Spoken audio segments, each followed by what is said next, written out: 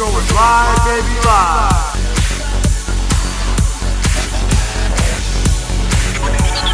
You are listening to the Big Vito Brand. You are listening to the Big Vito Brand with Noel and Big Vito. Throwback.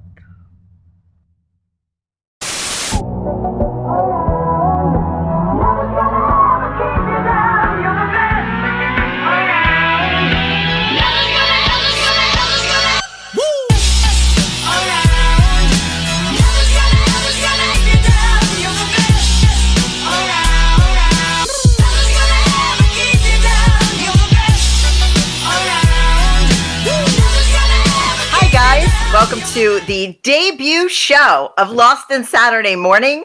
I am one of your hosts, Noel Harlow Lagrasso, and I am here with one of my best friends, Danny J. Danny, tell everybody about yourself a little bit. Thanks, Noel. It's great to be on here talking about Saturday mornings. My name's Danny J. Producer, DJ, MC. I do a lot of stuff. I do a lot of geek stuff. And I think you and I, Noel, make geeking actually look very attractive. I think so. We might be better looking. It works out that way. and we're gonna have Rocky from the Super Ugly Show on with us. He's a good-looking guy.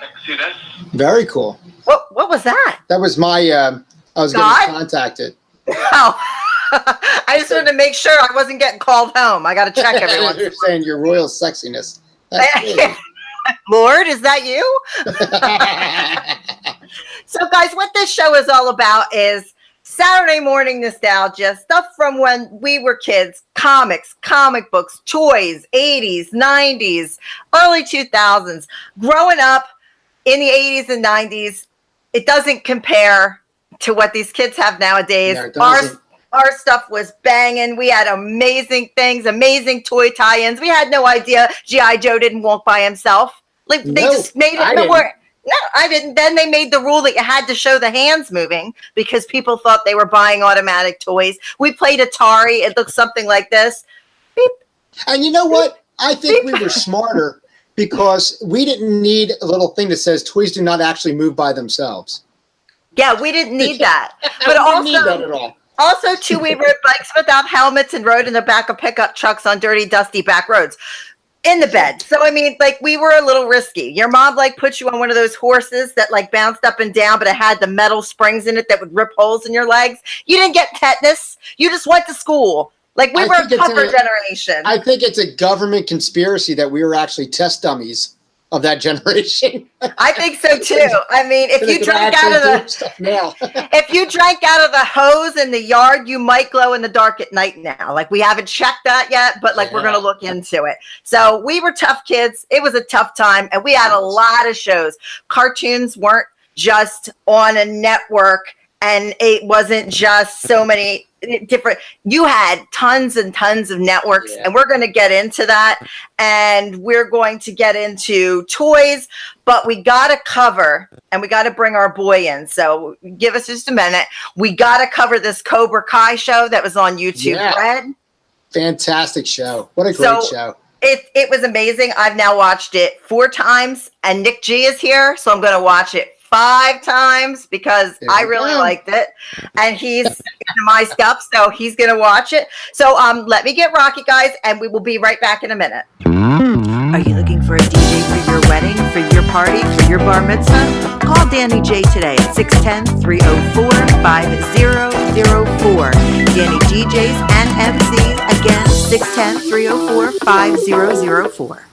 All right, guys, welcome back. We are joined by my boy Rocky from the Super Ugly Show. How you doing tonight, Rock? I'm doing wonderful, Noel. Very excited for tonight. Cobra Kai, they never say die, brother. Fucking right. They never say die. Like hard, no mercy. No mercy, son. No mercy. So since we're getting into this, let me get myself set up here. I'm going to put my. Dan's got to get his gear on. Gotta get my gear on here. I wish he had the gi. I know, right? I was going to get Bella's gear, my daughter's, but I'd rip it out. If you had a gi, Dan, you'd be the man. Just come out. Oh, my God. I was going to try and get a bonsai tree. I was going to settle for a bush. I don't have a bonsai tree, but I have a mug tree over here. Would you feel comfortable if I put the mug tree in front of the computer? Yeah, you could do that. Most I got from my car was a lousy cup holder. Yeah, I have a mug tree. Do you want to pretend like this is a bonsai tree? It's my bonsai. Oh, yes. I got some pot over here. You want me to grab like a nugget? Yeah, get a nug out. Get a nug out. We'll make it a full bonsai. A bonsai nug. That'd be awesome. All right, guys. This is going downhill quick. So here we go. Everybody is talking about Cobra Kai on YouTube Red, and it's a big deal. And I've watched it 4 times, going on 5. I know Rocky was the one that was like, gotta watch this. This is awesome. You know, so I watched it and it was awesome. And then I said to Dan, you gotta watch this. This is awesome. So then Dan watched it. So here we are today. Yeah, you know, it's got like currently right now, or hold on. Sorry. Last I checked on Rotten Tomatoes, it had 100%. Yeah, it's 100%. It's perfect. It's the perfect post show. Like, you had the Full House reunion, the Roseanne reunion, and Full House on its 2nd season went down. Roseanne's it's not bad. People like it. This was perfect, guys. This was perfect. It was great. It had comedy, it had drama, and it gave you a completely other view of what happened. Now, granted, 30-something years later, I don't think I'd be really that worried about what happened in high school, but you had to suspend disbelief for a little bit. Yeah. And then on the other end too, how well Daniel is revealed and revered in that community for being the karate champion 35 years ago. It's also I digress. That hit, John even brings it up in the show. It was an illegal face contact. He should have had a point taken away. Instead, they're handing him the goddamn trophy. Now that's true. All right, but let's back it up for a second. He wasn't even supposed to be in the tournament. He wasn't a legit black belt. And just talking about this off the air, Ali stole a belt from a referee, which should have disqualified him from any martial arts competition in the world. And he went along with it, which makes him completely a dishonest prick. He had no everything else. He entered this competition with no prior knowledge of anything involved in a karate tournament. Yeah. We were talking about the video that if you're watching this and you know Karate Kid, I'm sure you've all seen, where Daniel's the real bully. And they use a word that is just great when he causes that pile up, which I just watched it with my daughter's boyfriend. He's in the middle of the street during this pile up. There's a wide open sidewalk right next to him. Why is he running in the street? Get out of the street. He's an asshole. And guys, you know what, too? Not for nothing. Everybody loved Mr. Miyagi, which was fine. And obviously he jumps in, he helps fend off Johnny and the rest of the gang, you know, after Daniel instigated the fight, let's say. So he assaults underage kids. He assaults underage children. But Sensei Kreese, as bad of a prick as he was, never touched not one kid in that movie. Not one time. In part two, he did put his hands on Johnny. That's because Johnny was acting like a Mary. And he said, listen, you Mary. Here's the thing about Miyagi, like, he's a piece of garbage. Yeah. Knew at this point, when he decided, I'm going to beat up children, he had no idea what the fight was about. Daniel could have raped one of their sisters or spit in one of their mom's face. Miyagi just decides, children, I'm jumping in and kicking some ass. That's right. This guy's a lunatic. He's a World War II vet, set loose in America, acting like a maniac. And he has an alcohol problem because if you guys recall, he got drunk on occasion, loaded up, fall down drunk, and Daniel had to find him. He was sitting there dressed in a World War II uniform with medals and shit. Yeah, he reminded me of Hank Hill's father on King of the Hill. Cotton Hill. He was supplying booze to Daniel, forcing him to drink. He was giving him shots and saying, take it. Daniel's incredible. He is now promoting underage drinking and beating up children. This is your hero, people. This is your hero. This is not our hero. He had to learn karate from a book because nobody would take him in. And he obviously was getting his ass kicked, so he had to defend himself. And if you watch Cobra Kai, which once again, we totally recommend it. Yeah. You see Daniel do a kick, like I don't want to give away scenes and stuff like that. Who hasn't seen it? But he does a kick, a reminiscent kick. And you would think if he's such a great karate champion, that he would look like he was kicking better than a white belt. He still kicks the same way he did 35 years ago, which was horrible then, and it's horrible now. They make him out like he's Jean-Claude Van fucking Damme, and he's totally not. He's like Karate Cat instead. Yeah. He kicks bad. That's not good. His style is garbage for one. His form, even when he does the kata, is it's horrible. Everything about him, he's managed to deceive and lie his way through life and become a gigantic success. And poor Johnny Lawrence, who wanted to turn his life around, who only wanted to have a talk with his ex-girlfriend until some stranger. This man is a stranger. If I'm talking to my girlfriend that I'm dating for years, and a stranger decides I'm going to involve myself in this, I'm going to get a little perturbed as well. Right. And he's the new kid in town. This is how he makes friends. By screwing with somebody else's girl. Now, Noel, you're here, and Rocky, you can back me up on this. I come to town, and I see a girl come in. Now, she just broke up with this guy. What do you do as a guy when you find this out? Do you back it off, or do you keep going? My experience has been you back it off. Not Rocky. I would have went full steam ahead like Daniel, to be honest with you. Rocky's one of those guys. He's waiting around the corner. Are you free? Let me point out something else, too. The first time we're introduced to Daniel's son is when he's walking into the apartment. Yeah. Now, he walks into this place. The fence that he's walking into is over his head. He decides, I'm not going to open this gingerly and, back my way in. I'm going to kick it as hard as I can to open this fence. I can't. When he does that, he hits another person.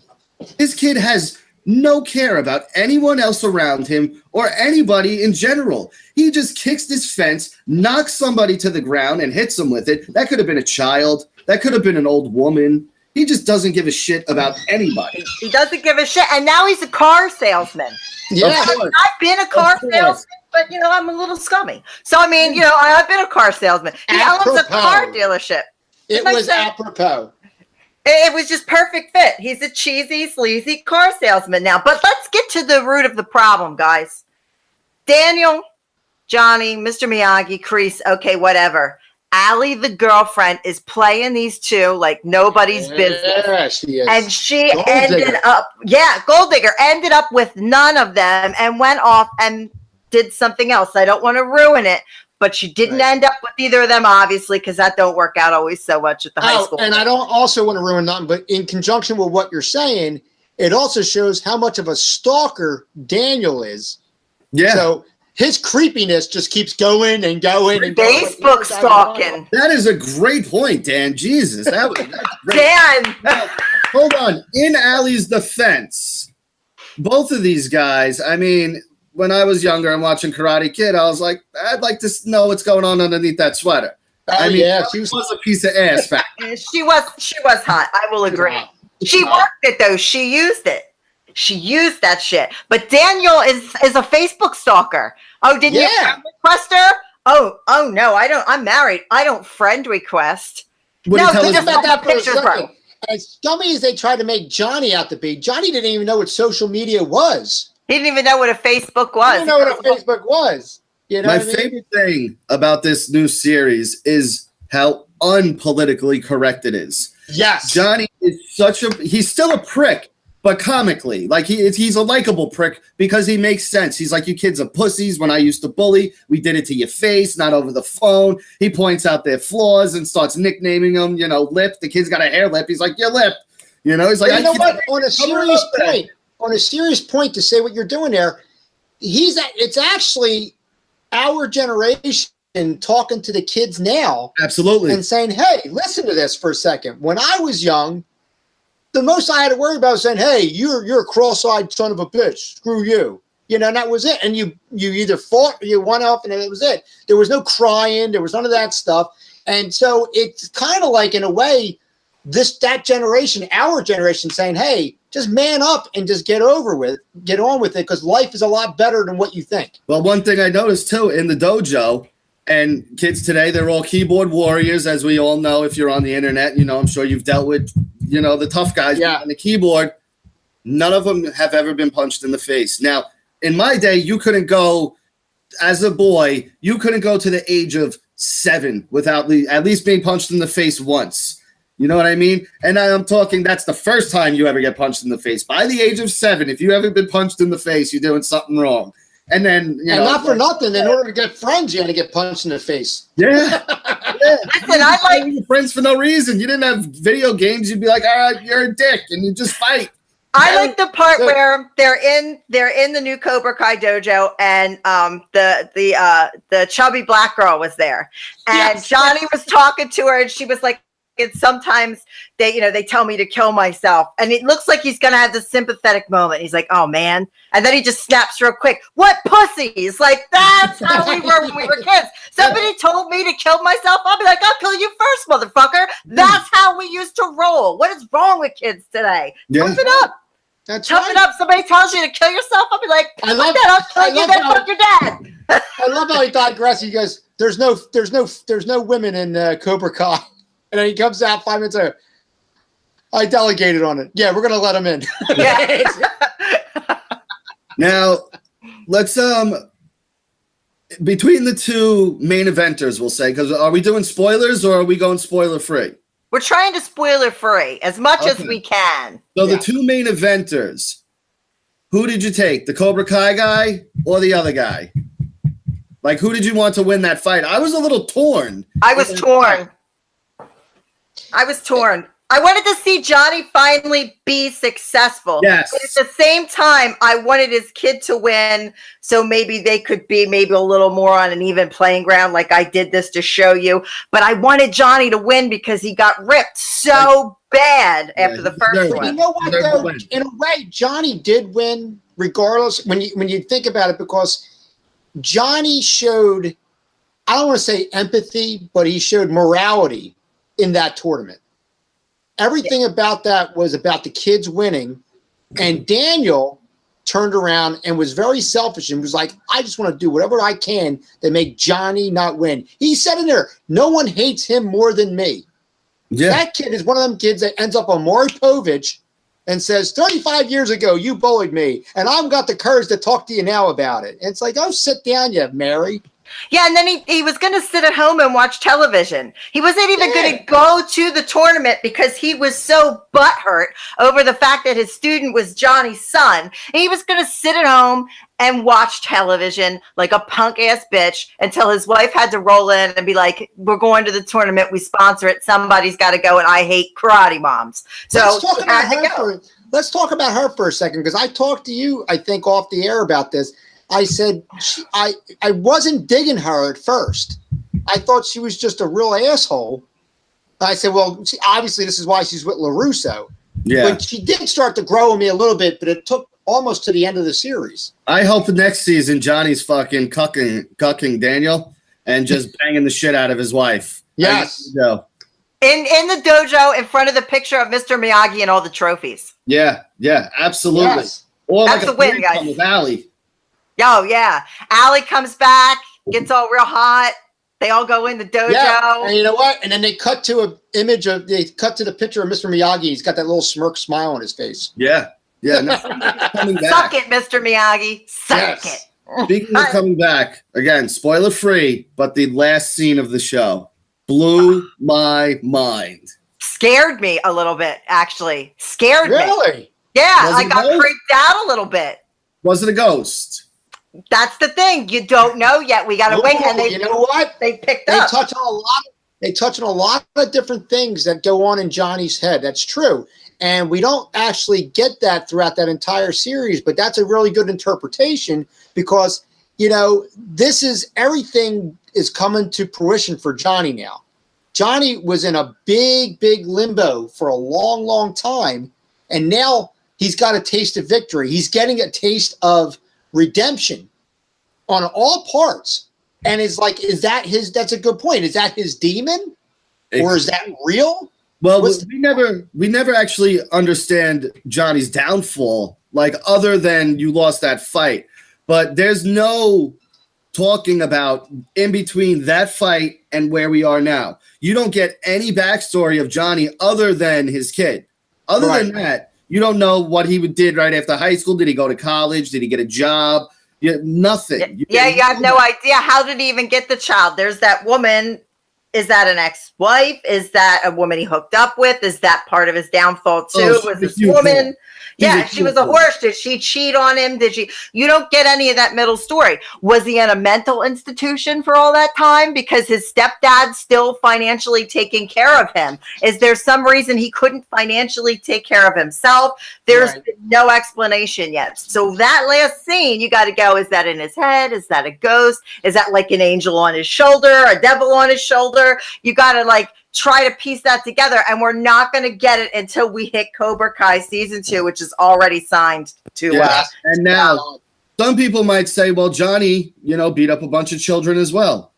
Those children were jumping all over his car. The only possession that I can tell that Johnny has that he gives a shit about, and they're jumping on it and bashing it, and he's like, hey guys, get off, and they tell you, fuck you, old man. Well, now we got to throw down, and that fucking Asian kid, he had it coming anyway. He was a real prick. He was a prick, wasn't he, though? I hated that kid. He was just an asshole. I just wanted to see somebody beat him the hell up. It's like you just again. I mean, I don't want to spoil either, but the Daniel LaRusso-esque star of the series, the kid that is with Johnny. I don't want to say anything else other than what a twist. You know what I mean? Like he really did a 180 for me in that series. I'm not going to say in what way or anything. I don't want to spoil it. But, like, his character intrigued me in the sense of, wow, what a turnaround. See, I'm hoping next season, like, we see, like, a vicious downward spiral with him. And there's just drugs and alcohol involved. And he's just, taking it to the limit that way. But just, and has to return. You know what I mean? Yeah, you can tell with a lot of it when you're watching it and you're seeing what happens. You can see parallels between the old series and the new series, but you can see his downfall pretty hard in that. Yeah, I want to see more reverse the roles, and then let's just say that. And then my favorite character of the whole thing though was definitely Hawk. Yeah, me Hawk too. was great. I want more Hawk. I want to see more about his lip. He was born that way. He went out and got an entire back tattoo. I'm not giving anything away with that. An entire back tattoo. Dude, that was awesome.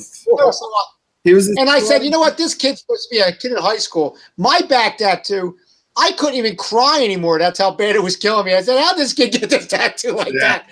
I have one on my shoulder, and it hurt like hell, and I've given birth to 2 human beings. I don't know how that kid I'm did covered, that. and I have one right here, and this was by far the worst sitting through tattoo. There was a couple spots that were more painful, and, for a minute, but sitting through, this was the worst. How about that Seinfeld sounding kid? Which one? The other one. The one that was friends with Hawk and Paco, whatever that kid's name was. That kid sucked. Fuck him. Oh, it was horrible. Like he was annoying the hell out of me. And I was hoping that blonde girl was going to like smack him or something when he was trying to talk to her at the party. Oh yeah. That'd have been good. I was hoping, one of the Cobra Kai kids, since he turned their backs on him, just beat the shit out of them daily. On a daily basis, that kid just got the shit out of him. I love it. That kid was such an asshole. He definitely was Jerry Seinfeld-esque. Yeah. I love it.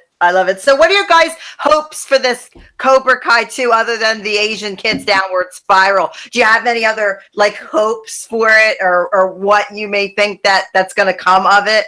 Now, again, we're trying to be spoiler free. That's what makes it so hard. But with Johnny, it's like, all right, you're where you're at, let's say. You guys understand what I mean by that. Now what? Because it wasn't good in a sense, you know what I mean? Yeah.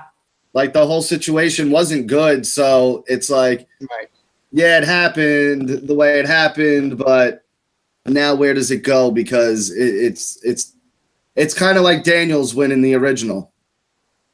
Yeah. It's Yeah, tainted. And here's a funny thing too. They make a big shit and stink about LaRusso, and they only mentioned that he won 2 times, which we have documented in Karate Kid 1 and Karate Kid 3. Because Yeah. he beat Mike Barnes in that second one to defend Which the title. apparently was only a year apart. Right. Exactly. Blew So my he mind. only won twice. He didn't. For all we know, he didn't even come back to defend it again. After No. that, let's forget the fact that he was 35 when it happened. Yeah. How's he in a teen tournament at 35? Come on. This old bastard, what's he doing? But the thing is, I mean, I was kind of feeling kind of cool when him and Johnny were starting to connect together, because really, all Johnny needed to do was not have to be posing for his buddies, Yeah. and all Daniel had to do was relax. Now I have this whole theory. Ready? Go And for it. this actually connects it with Cobra Kai. Karate Kid Part 1. Johnny's in the bathroom. He's rolling a joint. Daniel's son decides, unprovoked, I'm going to spray Johnny with water. Ruins the joint. Soaks Johnny. Again, months have gone by and there was no beef. Here's my theory now. That caused, what we know. Now, the alternate universe. Daniel never does that. Johnny goes out with Bobby, Dutch, burns one down, goes back into the dance. Feeling nice. Sees Daniel, goes, this isn't worth it, man. Let's squash it. Let's move on. Let's go hang out and, party it up. Everything's good from there on out. But this fucking prick went and sprayed him with the water and ruined the whole night. Now, fast forward 30 years. Toxins are involved. And what happens? They turn into best friends. My theory is confirmed. If Daniel didn't spray him with that hose, we wouldn't be here 30 years later. If he just would have went in and sparked that J with him in the bathroom all that time ago, and he would have been like, here, man. Let me explain something right now, and I want everybody to hear this and understand that this will be the quote of this entire episode today. Go for it. Daniel LaRusso is the Thanos of the Karate Kid universe. It's a powerful statement. That is a very powerful statement. That prick. Wow. All of a sudden, Johnny doesn't feel well. He's gone. Let me tell you a character before we wrap up our Karate Kid segment that I can't stand, other than Mini Jerry Seinfeld. Daniel LaRusso's kid is a little shit, a little spoiled brat. Just like a dad. A piece of shit stirrer. Yeah, he was a little shit stirrer. He had a smart. My dad could kill your dad. Fuck you, fat kid. Like, really? Get a grip. And right, and did you notice, like, you don't get that kind of vibe from the wife? So where is he getting that other than Daniel? Now, I think the wife is in it just for the money because, you can kind of see a look at Daniel and be like, yeah, right, stupid. She's not in it for the bonsai tree. Shut the fuck up. Now, she was making fun of his bonsai. Yeah. He was like, oh, you're in the dojo again? Okay, nerd. Yeah. But, he's crying. The fat girl, her dad's an ex-NFL player. Why do we not see this guy one fucking time? He doesn't show up to the tournament, nothing. Like, you would think, I'm going to go support my daughter who's kicking ass. And you know what? She's a unique character because, one, you now have a Cobra Kai female character. If you notice with the Cobra Kai, they get very militant, which is like based on like Sensei Kreese was a military guy, etc. So you kind of get that. But she kind of she toughened up, but she didn't turn to the dark side. If you kind of noticed that, like she was sympathetic still, even at the end. Yeah. I mean, granted, as a martial artist myself, I was in martial arts for 7 years. I sparred. I did all that. She was very disrespectful when she lost her match. Yeah. And left. She didn't bow. She cursed at the guy. I mean, I used to get talked to by referees because I was too aggressive and was respectful, but too aggressive. So you can imagine being just a disrespectful thing and saying, oh, screw you, asshole, whatever. So that was kind of like, I'm like, all right, you're not really getting it. You're letting your emotions get away with you, but at least she pulled it back in. Well, Hawk that's is off the grid. That's the whole inner workings of the Cobra Kai system, though. It doesn't turn them into nice people. It turns them into trained killers. Yeah. And when you lose, they have that killer instinct of, I can't lose. And then when it happens, they don't know how to handle it. So it's kind of Cobra Kai's fault. Yeah, that Cobra Kai mindset is that Vietnam toughness of Kreese. Yeah.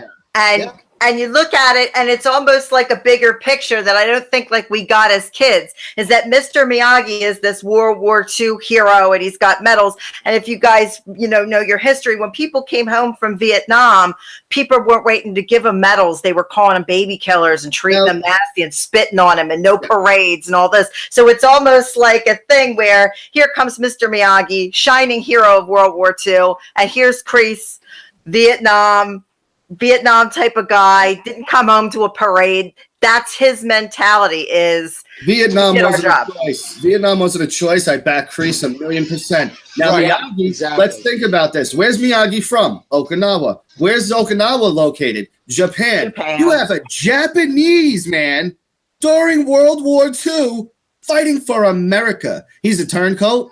He's a traitor. He can't be trusted. He deserted his own people. He's a swerve. War. He's like, what's his name on Battlestar Galactica? Who was it that that one guy that turned into the Cylons? But I have no idea what that means. I'm sorry. You went way too into the Geek. I'm like Geek. Battlestar, Star Wars, the Trek. I'm lost, bro. You got me there. Danny just like geeked himself totally into the geek zone, and then we were just kind of like turned like dogs, like, huh? Seriously? What the hell? But honestly, what does that tell you about his character? Go die with your people with some fucking honor. Instead, you turn your back on your entire nation and go fight the enemy. And you know what? Still got a Japanese accent. Good point. Think about what was the basis of Karate Kid 2? He had to go back and regain his honor in Okinawa, because what did he do? He did the same bullshit that fucking Daniel was doing with Johnny. And messing with somebody else's woman. He destroyed that village. Sato came and destroyed the village because he was there. He destroyed that young man's life by bringing Daniel into it. Daniel decides to interject at the grocery thing that the kids got working on the street, pulls the weights out and goes, "What's this? You're here for a week, dude. What the fuck do you care? Get out of here, you never. Fuck this guy." They destroyed Okinawa in 1 week vacation. Sato turned his back on his nephew. He goes, "You're dead to me. You are dead to me," he told him. What kind of shit is that? And better yet, that beautiful, beautiful Okinawan woman who, for whatever reason, is like, "Oh, big American round eye, come there and sit down with Daniel LaRusso." And what's he say when he has the big thing there? He's like, "Is this seat taken?" Like a dork. And she's like, "Oh my God," like she almost wanted to fall on her sword. I have a dream world for her, because I've always liked to imagine that, remember that nice part where she's looking at the TV and he goes, "Oh, you like that?" And she goes, "Yeah, I want to be a dancer." Remember that whole part? Well, I like to think that, she made it to America, but in a sex slave trade, and just, ended up in an Asian whorehouse, just being gangbang constantly, because she was no good either. Let's be honest. No. I mean, she was a real piece of shit too.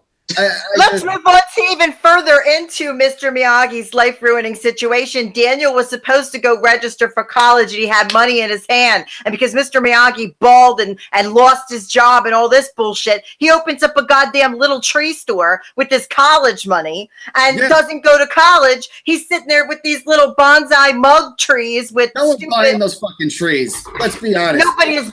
Well, you can get those trees at Home Depot. Wasn't that mentioned in Cobra Kai though? That like that it was a failure. Like that one, the wife made mention of that. Like, it's not gonna be another bonsai tree business or whatever, And then he tried to defend it.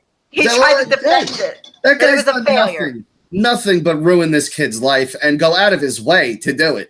And then Daniel's son's sitting on a fucking gold mine of cars, and he's still got the house. What is he doing with all that?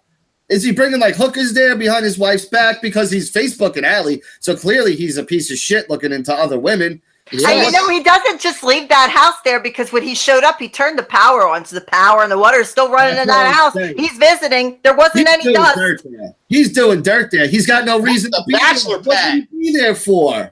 That's the bachelor pad. He's doing lines of cokes off hookers' asses at Mr. Miyagi's house, and you can't convince me any different. I absolutely agree with you. A bunch of opium, and he's doing kata. Kata and opium. Not to mention kata and opium. He's got a criminal organization aligned with him. His cousin goes and gets hitmen to try to take Johnny out. Yeah. Yeah. His cousin's close enough for Daniel to fly him out, give him a job, and set him up in California. Yeah, Daniel's not involved with these organized crime bandits over here. I don't believe He's tied into biker gangs. Guys, Daniel LaRusso, heel of the series. We all three of us are in on this, right? And Mr. Miyagi was bad. A bad man. He's the biggest heel of the last century, and now it's rolling over into this century. And he's dead. And he's still a heel. That's an amazing heel. I never trusted him when he left Arnold's on Happy Days. Yeah, he lived a whole other life in the Happy Days universe. He was Arnold. He made burgers and shit, and all of a sudden Al shows up. Something's wrong. How did Al get that restaurant? Al looked Italian. He's connected. Doesn't Al look like a LaRusso? Oh, He does. he does. He does. Thank you. Oh no, it was Louis, right? The uncle that was dying. Yeah. Yeah. Okay. Yeah. It wasn't Uncle Al. If it was Al, that would have been amazing. That would have tied the whole universe. Damn. Now, also, so that's another thing I want to point out, which was a little indicator of what a piece of shit Daniel and his mother are. When he got to the apartment complex, the old woman was sitting there. And, you know, he's like, oh, I'm from Jersey. And she goes, what part? And she knows the part. And she's like, oh, do you know this guy? And he's like, no. And she's like, okay, and just dismisses him. Which in my mind goes, she knows where he's from, and she's like, I don't want to associate with you whatsoever. We had this interaction. I'm done here. Please leave. She really dismisses the shit out of him. Now, because he's obviously from a crime family in New York, New Jersey. Where I'm from, if you're out of town, right? Let's say I go visit California, and I run into somebody from New York, I'm going to be like, hey, camaraderie. We're from the same place. Not her. She recognized this is no good. I don't want anything to do with him, his mother, and she fucking just not hightailed it, but dismissed him and said, okay, and he fucked off, and you never see this woman again. Right there should have told everybody we got a problem here. Family really is a crime family. They're on witness protection, and their real name was actually DeFazio. They're relating to Shirley and Laverne. Because they all came from Milwaukee. And Squiggy was the crime boss. No, Daniel came from Jersey. Yeah, he came from Jersey. Yeah, but we're talking about the Mr. Miyagi Al connection. Right. Yeah, because that's see, it's all connected. Why did Mr. Miyagi take it? Did from being a traitor in World War II up until the time he decided he's going to beat up children. In between there, we have no idea what he did. Beat up children. And decision. And guys, an even bigger, huger thing. Dan, I know you do the comic book thing. I do the comic book thing. If you have a villain in the comic book, they always have something sympathetic that makes them go a little crazy, but it's a sympathetic. The Joker's wife died. Right. Mr. Freeze's wife was frozen. There's all these, there's all these things. Like if you go to the movie Unbreakable, Mr. Glass had bones that broke. Yeah. He was the heel. You feel some type of pity for them, and that's what made them the way he is. Mr. Miyagi's wife and baby died when he was in World War II. Proven villain. Yeah. Proven villain. And honestly, let's all thank the Lord that happened, because do we really want another Miyagi wandering around? I mean, one's enough in my eyes. I mean, he's beaten kids and given Daniel his own little coke den. I mean, really? We need to shut him down. Blasted. He would have fucking accidentally spilled milk, and Miyagi would have just beat the shit out of him right there in the middle of the kitchen. Jammed him in the eye with those chopsticks he was trying to catch a fly with. Just jammed him right in the eye. I see it coming now. Mr. Miyagi is dangerous. When Daniel caught the fly, he should have been like, hey, great job, kid. I can't believe you did that. Instead, he throws his chopsticks down. He's like, unfucking believable, and walks off. Like, you're training this kid. You want him to do that. And when he does it, you get all bitter and shitty about it. Fuck him. Right? Yeah. Now, here's a cool thing. Here's a cool thing. Now, with the based on the popularity of the Karate Kid, the first movie, obviously all hit movies, and we'll get into this in another episode or something like that. tend to go into an animated format to try and capitalize on it, etc. So back in, what is it here, 1989, actually, NBC gets an offer for a Karate Kid animated series. Basically, it's the adventures of Daniel and Mr. Miyagi and some other written into the thing character. And instead of it being anything to do with the high school tournament or Daniel being a dick or whatever the case is, they're on adventures to try and find hidden treasures, ancient Asian treasures, before some evil conglomerate gets it, right? Wait, so Miyagi? like Jackie Chan Adventures thing. Now, they proposed 65 episodes. NBC was smart and said, well, we're only going to take 13 and we'll call it a day. So 13 episodes of The Karate Kid with a, I think they had some sort of a, like a power up where he puts his headband on and stuff like that. And he goes out and has karate adventures while Mr. Miyagi stays at home and runs everything. Oh, Miyagi doesn't even go with them? No, he doesn't even go with them. The child off to go fucking tomb raiding?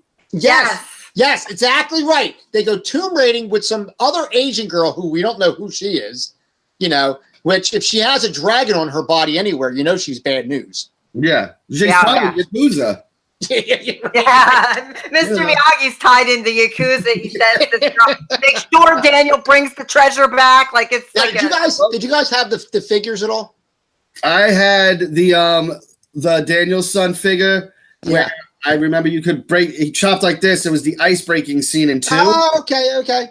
And then I they had the original version one where you pressed it back and he did a kick, his leg kick.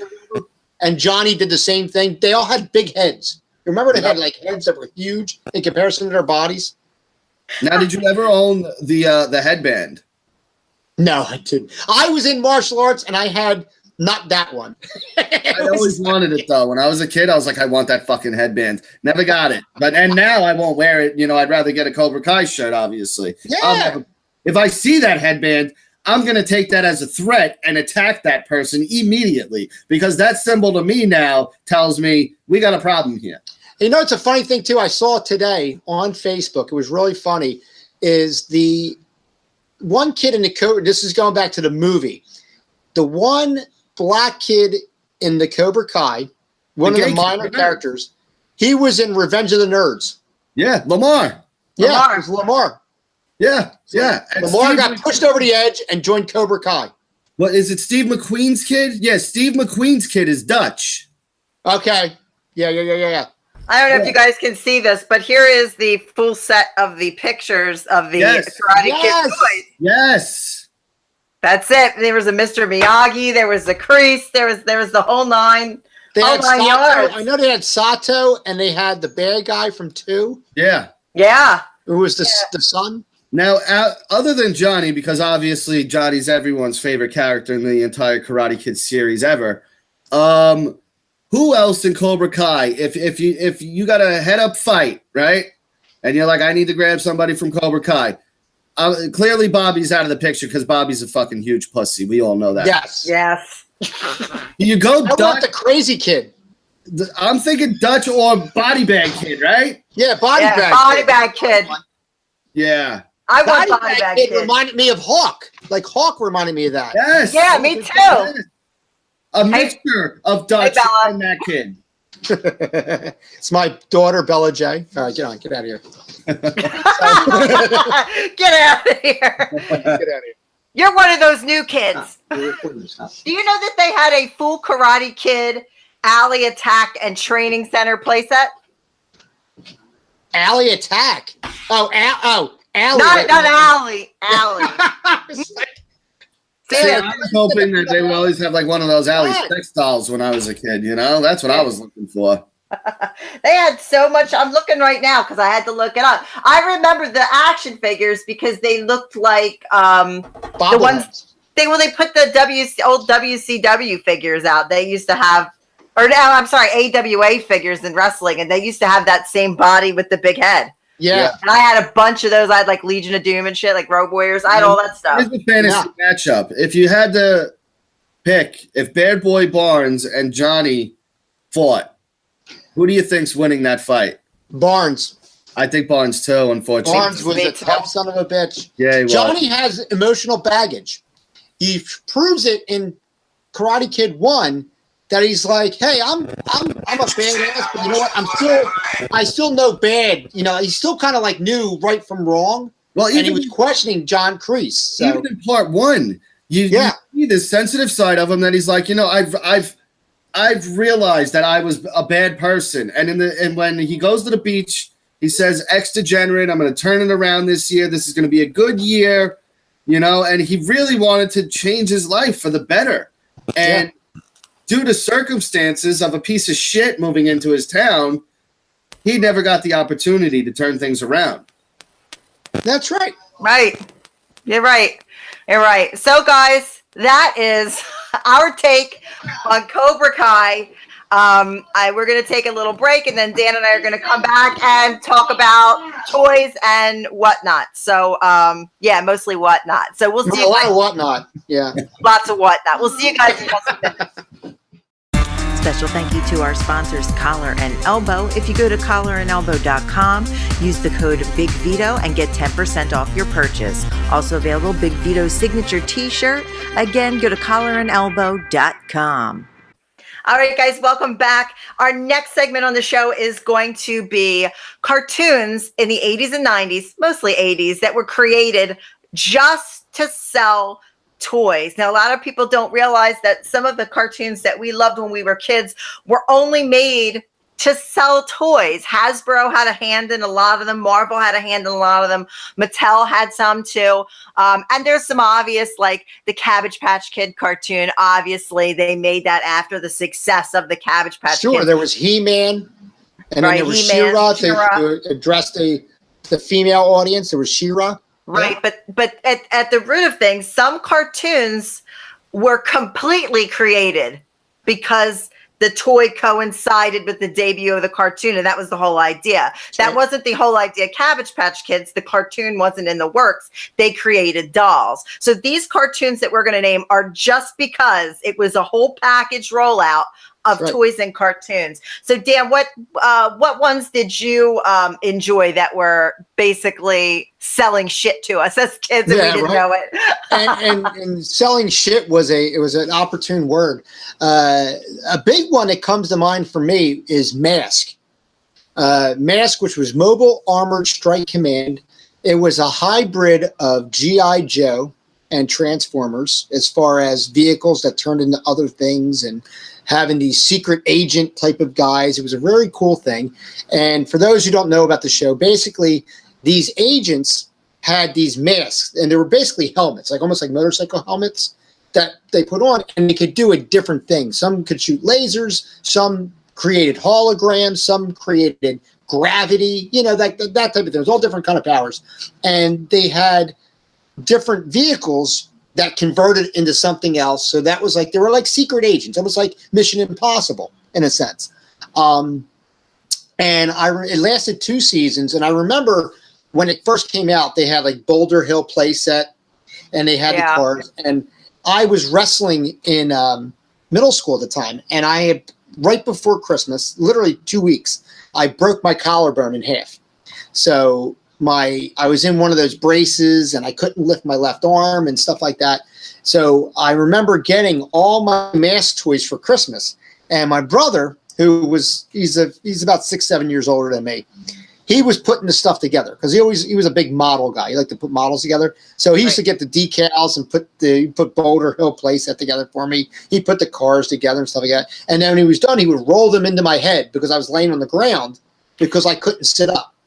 And I'm like, oh, that's great. Thank you so much. That's so fantastic, But what happened was, it was actually a very cool show, season 1, because they had Mayhem or Venom, which was the bad guys. They were like terrorists. And so they fought these terrorists and blah, blah, blah. And it was like a classic good guys versus bad guys. And then going along with our theme of the selling toys to us, in season 2, they got into, for what reason, I don't know, into a racing line. And so what happened was the entire show, the entire premise of the show, they stopped being terrorists, they stopped being secret agents, And now they just simply were in races, Baja races, this kind of race, that kind of races. And the worst thing that was happening was that the bad guys were cheating and the good guys were not. And so they used their different masks and stuff like that to cheat or to defend them from cheating. Communism fell. We're talking about the Reagan era. So they were like, oh, we can't have terrorists anymore. Let's make them cheat at a race. Let's make them cheat at a race. Yeah. It's so horrible. You know, like the good guys would mask or not cheating, you know, by using their stuff, right? Yeah, but that was a big thing because if you watch season 1, you're like, okay, this is kind of cool. And then you get into season 2, you're like, wow, man, I'm really being left at the starting line, you know, did not make a pun, but, you know, it was one of those things where it's like, wow, they really are just trying to sell a toy at that point.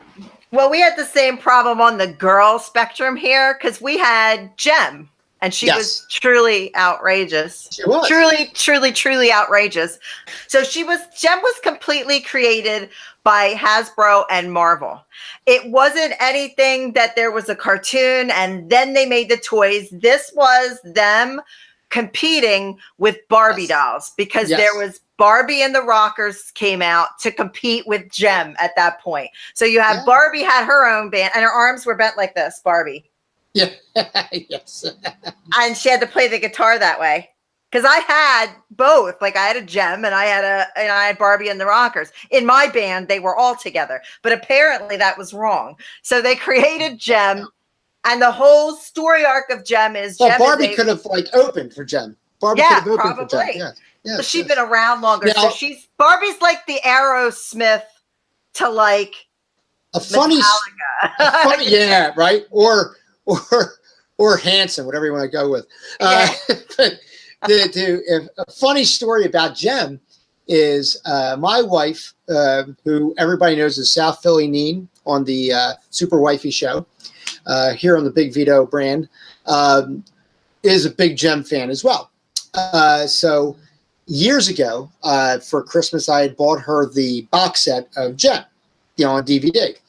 And honestly, I watched the show too. It was a show that was, once again, it was done by the same artwork and the same writers and actually the same voices as that did G.I. Joe, that did Transformers, because it was all Hasbro.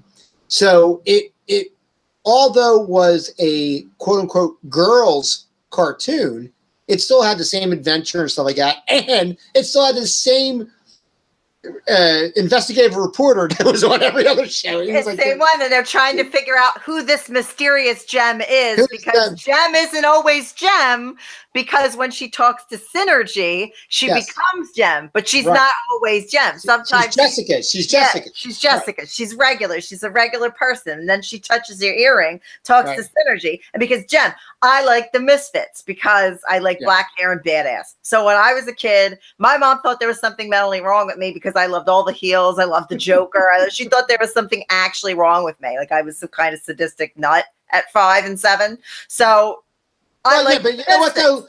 Look who Jem was trying to get with. She was trying to get with Rio. Now, who liked Rio? He's like a purple hair motherfucker. Yeah, he was very like I don't want to. I'm not even going to say it.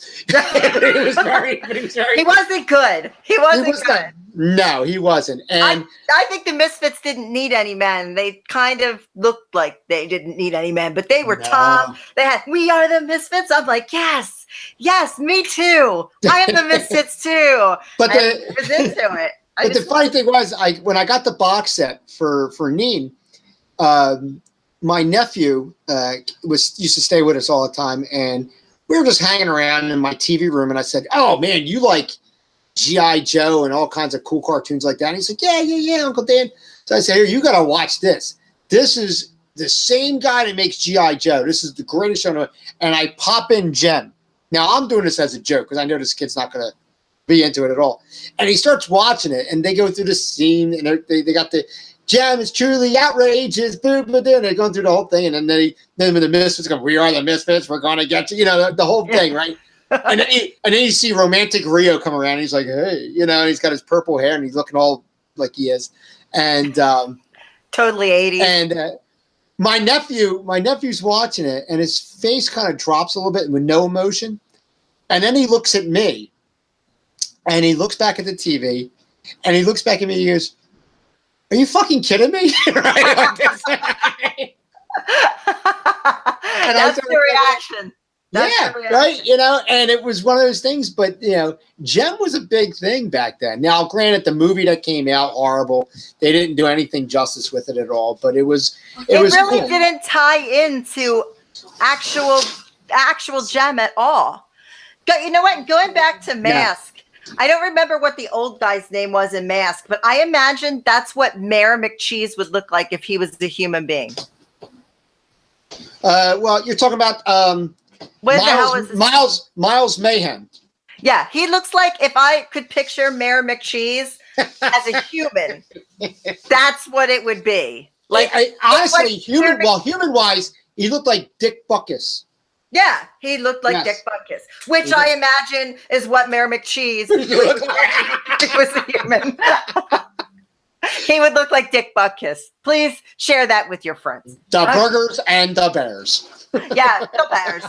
The bears. Some of these shows, I imagine nobody put any time to think about how effed up they are.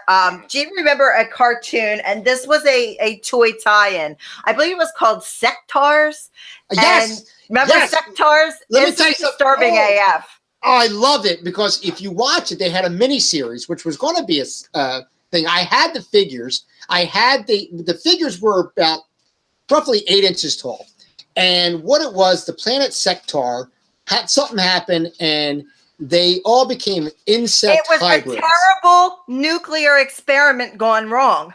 Yes, Don't you remember? That's what it was. A horrible nuclear experiment went wrong. On the planet Sectar. Now, granted, they already have names that reflect insects. Let's just forget that already. But humans, they turn into insect people, and they have these big things. And the toy line was awesome because the toy line were these good guys and these bad guys.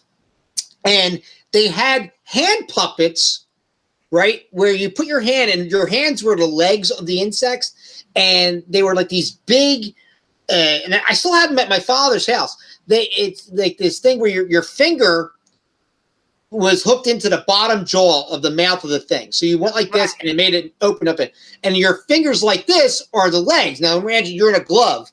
Now there's this big thing, and it had batteries when you flip the switch, and wings. And the wings would flap, right? And the cousin had one. The guy sat in like a saddle, and you flew around. You're like, and I'm because due to the nuclear experiment, the bugs got huge. Some people were salvaged, and the guy was Jace of the Wheel Warriors, was like looking for his dad or something, and the insects it was like some weird plot to sell these toys, and the toys had add-ons, and you could buy pieces to add on to your toys, which was a money bank for these people, because you could buy things on the saddle, and you could buy guns for the top, and so Sectars, disturbing. And they had a miniseries.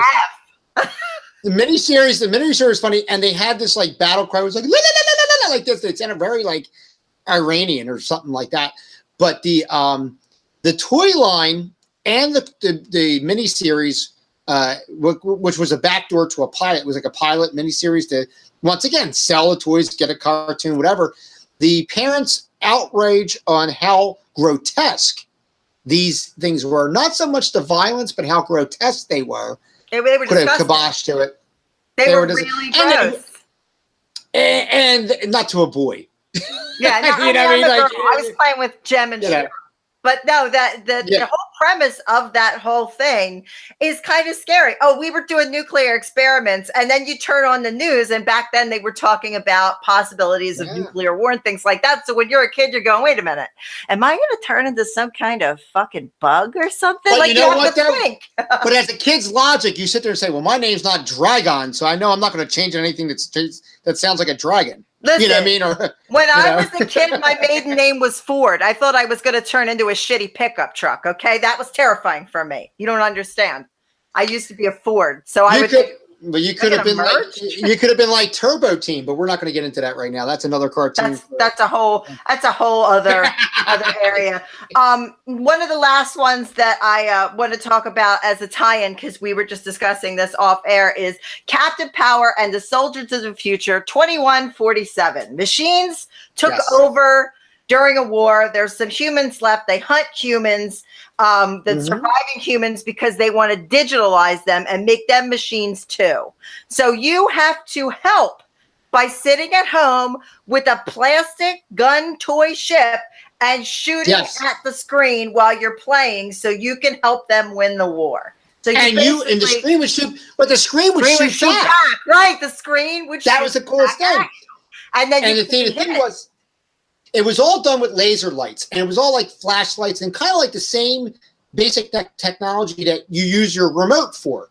You know what I mean? Like for Nintendo worked the same way. It's that light on a tube television. You can't do it on plasma. Because when my parents got me that, I got the Captain Power himself, and I got his ship.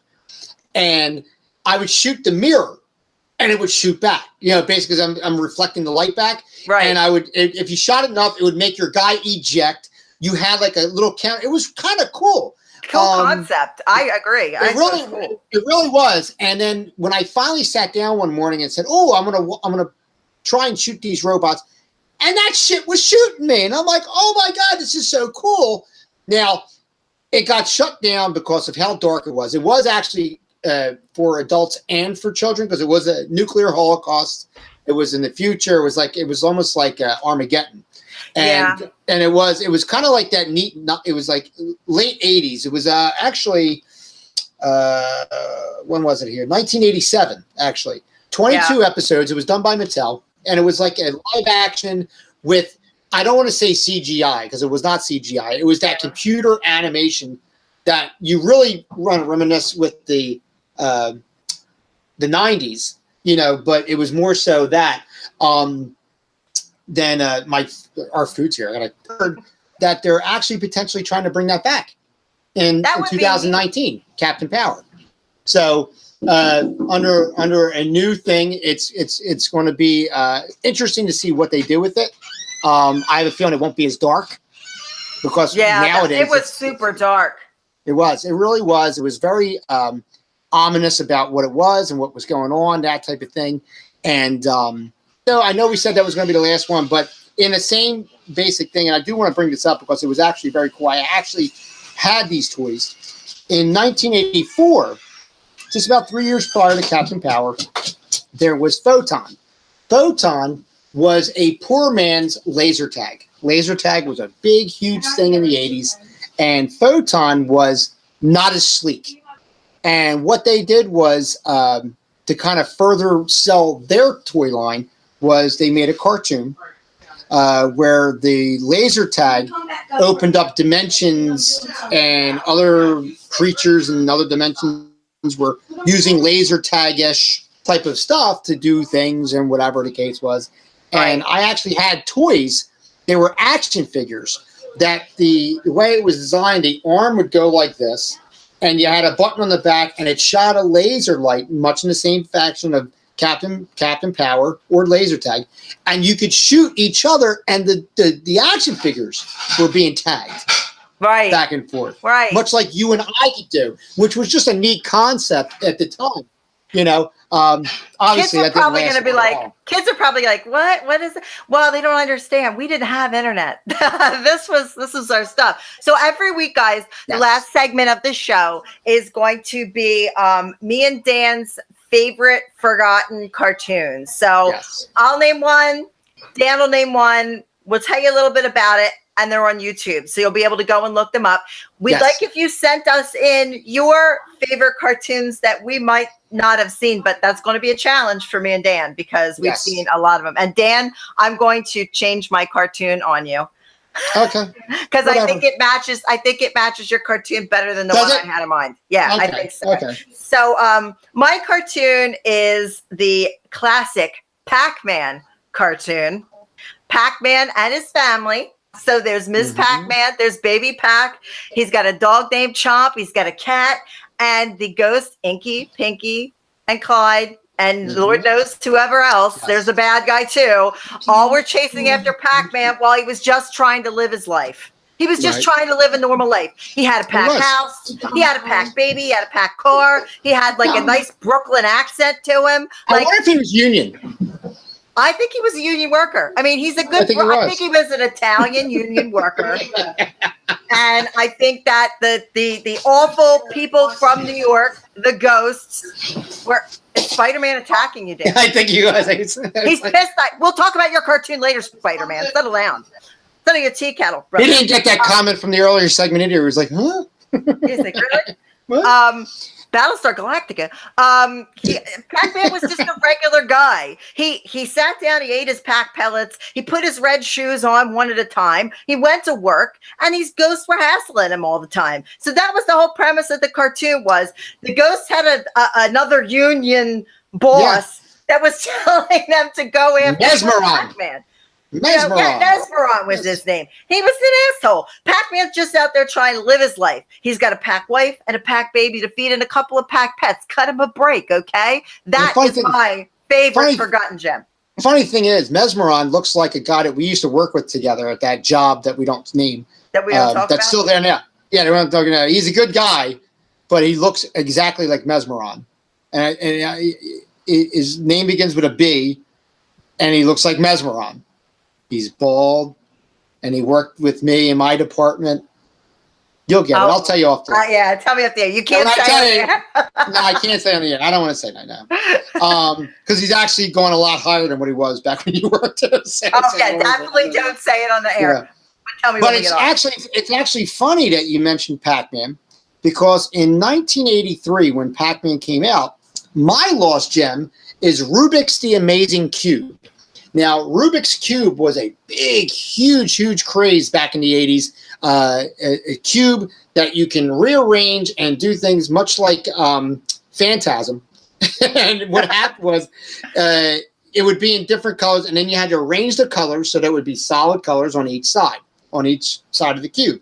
So in 1983, Pac-Man, which was actually a pretty big success, which was actually the start of the Saturday morning Supercade, where we actually had other, arcade-esque cartoons to promote those arcades. But they actually put it together as the Pac-Man Rubik's Comedy Hour. I don't know if it was Comedy Hour or Power Hour or whatever they said. But they showed it. They used to use Power Hour a lot for everything. They did. It was a boom, boom, boom, type of thing. So it was ran its season in 1983, and then 2 years later, 1985, this was all on I believe it was ABC. Yeah, ABC. They reran that entire season that they ran with Pac-Man as a standalone cartoon. Once again, 30 minutes, just like the standard cartoons. It wasn't like 15 minutes or anything like that. They reran it in 1985 to its completion, and then that was the last you heard of it at that point. Rubik's The Amazing Cube was a cube that fell off of the back of a horse and carriage of a gypsy. And for some reason, there was these 3 Latino kids that found it. I don't know that in the 80s, Latinos were number one. We had Menudo. We had El Dorado on the Justice League. We had Latino fever. Tito Santana was wrestling. It was a big deal to be Latino. It was a big deal. It was. It really was. So, they had these 3 Latino kids find this cube. And what happened was, these kids are geniuses, because they'd be like, oh, look, it's together again. Like, I would have to peel the stickers off and put them back on in order to solve the puzzle myself.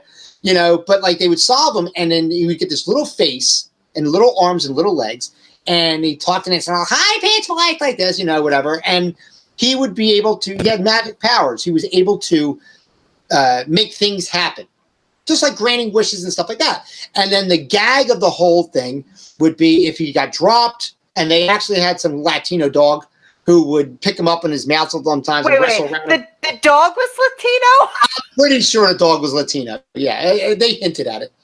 He was like, rough, So what happened was he would pick up this thing, and it would, if you knocked Rubik's out of alignment, he was deactivated. He couldn't talk. He was trapped inside himself. So you had to like quickly grab him and oh look, he's back again. Ole, ole. You know, so and there were some like evil people that were trying to get him for evil purposes, and the evil gypsy was very evil, and she was trying to get him back, and yada yada yada. I actually think this is the plot of the movie Hellraiser. It really is in an animated form. In an animated form. Because you get trapped, it's the puzzle box. You're trapped at the box. And you know what? Those fuckers in that movie solved that puzzle box pretty quick too. Yeah, I mean, really, they did. So Rubik's and Hellraiser are pretty much the exact same thing, in my opinion. They are. They're the same thing. So if you created Rubik's the Magic Cube, I would sue the people that created Hellraiser. They stole your idea. I mean, they don't have Latinos in it or anything, but they definitely stole the idea. They totally did. So those are our favorite Lost Gems of the week. So I think this has been a successful show. Dan, do you have anything that you'd like to plug before we go? I do. I have so much stuff because I do it a little bit better than my wife does. So I have actually stuff planned. What it is, once again, my name is Danny J. I am the head of DJB Productions. You can check it out at djbproductions.com. I have a YouTube channel as well, which is DJB Productions. You'll see a silver guy with headphones and stuff like that. You'll see it. It's there. And a part of that, my flagship show is That Way Cool Wrestling Show, which can be seen on Facebook at That Way Cool Wrestling Show, on website at thatwaycoolwrestlingshow.com. It's a 4-person panel. We do everything about wrestling, analytic talk about all kinds of different subjects. All of us have been in the ring, myself included, so it's actually an insider type of look. We're not giving away secrets per se, but we're talking about stuff that maybe when you were watching stuff, be like, oh, how cool would it have been if this happened or that happened, or I wonder why this works this way. And we go into that kind of stuff. It's very cool, analytic. It's funny. And we do a lot of ribbing and stuff like that. And we actually have 2 new episodes coming out on Monday, just a couple of days from now. And you can check me out on Twitter as well, which is I always have to try and say it in my head first. TWCWS Podcast. That's what it is. It's That Way Cool Wrestling Show Podcast. Is that right? Yeah, that's right. I always have to write it down because I can't, for some reason, I can't read it. But yeah, we do that. I do all that kind of stuff. I DJ. We do these productions here, and of course, with my beautiful, beautiful buddy Noel Harlow Lagrasso on here on the Big Vito brand, we have Lost in Saturday Mornings. This is a show that we've actually talked about doing probably for a good 8 years. Yeah, and we're doing it now for a really, really long time. We should do a show about. We should do a show about this. We should. Totally. And we never did. So now we do. And the great thing is we bring Rocky in, and it's like when you put the 3 heads together. Oh my God. you get one deal. It's crazy. So guys, you can check us out Saturday mornings on the Big Vito brand. BigVito.com gets updated every 24 hours with a new show. YouTube.com/the Big Vito brand is where you can find the shows uploaded at. You can follow me on Twitter at Reality T Spiller. Also on Saturdays, you can check me out on iTunes, Spotify, and Google Play with Spilling the Reality Tea with Jess Bunny. Also, I have a website. Yeah. Stutter a little bit, harlowink.com. It's going through an update right now, but it's still up with plenty of really, really cool information. Now, we will be back next Saturday morning with you. Rocky is going to come back on. The discussion is going to be with Rocky 4. Is Drago really all that bad? That's the discussion. Also, too, cartoon movie tie-ins that maybe weren't such a good idea. We'll have plenty of other topics to discuss too. So we're going to see you guys next Saturday right here on the Big Vito brand. Bye-bye. Bye-bye.